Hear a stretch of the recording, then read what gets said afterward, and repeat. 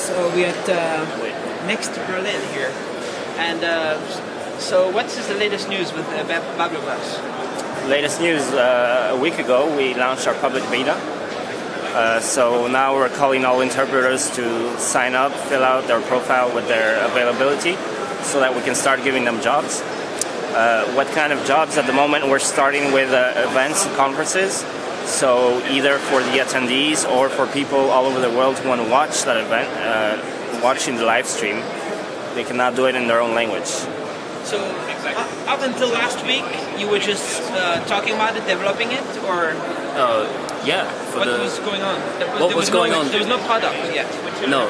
Well, we've been developing, let's say, since Paris, since the web, we've been hiding away, developing our product. Where? Where? In London, actually. Exactly where? Well, we'll release the photos soon. But we've been working really hard. And last week we launched our public beta. You were not part of the Startup Chile, were you? Or you are? Yeah, we were. We're one of the round one of Startup Chile. We were there, arrived last year in July. It's a fantastic program and recommend it to anybody really.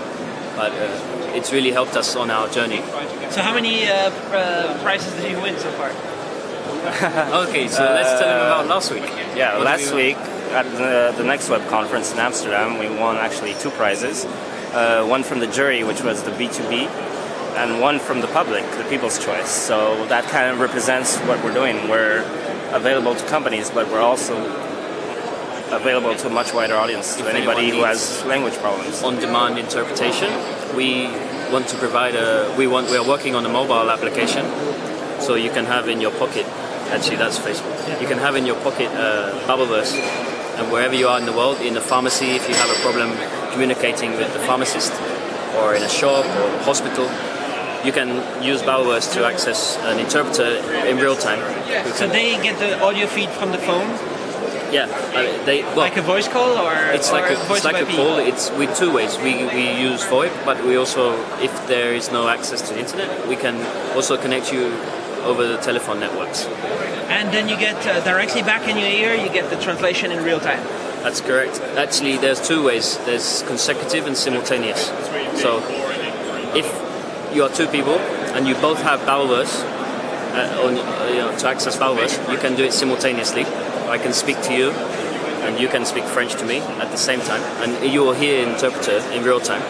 And there's consecutive, where you have one telephone, and you say something in English, and then they will say it in French to you, and then the vice versa. So right now it's there on babelverse.com. Become an interpreter and get interpretation. And if people click, stuff happens, or not quite yet? Actually, yes, things happen. If they can create a profile on here for the interpretation side. So if you speak multiple languages, and you can be a professional, but you can also be somebody that speaks 2 or 3 languages. You can still join Babelverse, and you start as a trainee. You practice on our training platform. We created a system where you can really practice and improve your skills, and then we will upgrade you to an experienced interpreter, and you can start to earn money. But even if you're not, you can already be part of this system? You can join right now at babelverse.com. And do you get a lot of comments, emails from interpreters and saying, I want a job, I want to work now, I want to... How many CVs do we get? Yes, a lot. Yeah? A lot.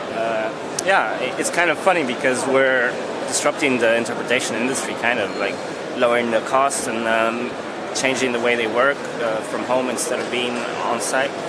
But most professional interpreters are really excited about it actually, and jumping on the opportunity, because now they get access to a global market instead of having to work only locally. Any Germans using it here at the conference, or not really yet? Any Germans using it? We actually proposed to the conference to use it, but I guess it was a bit too last minute.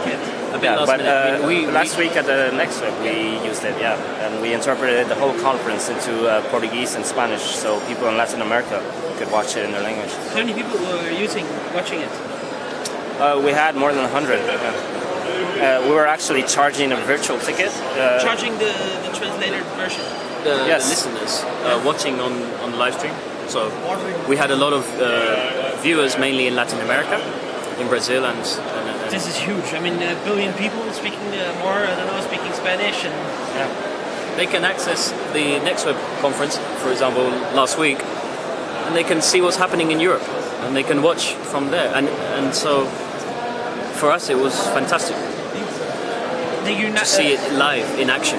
The European Union, the United Nations, all these people, they can use real-time systems, and they might have the highest quality real-time interpreters right now, like working there, but they could use your technology, you know, like get even more stuff done.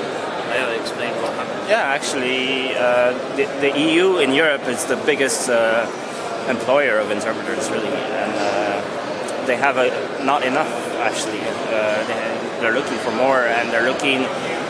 It costs them a lot because the interpreters have to all be in Brussels, or they have to commute, and they don't. Yeah, so they're very interested. They already contacted us about this, actually, because that would help them a lot to be able to use interpreters remotely. What happens in the European Union is sometimes an interpreter will get sick, so last minute they will say we're not available, and then they have to go searching for another interpreter, but then it actually will stop the meeting happening. It will postpone the meeting at the European Union, and they have to delay those meetings 2 weeks again.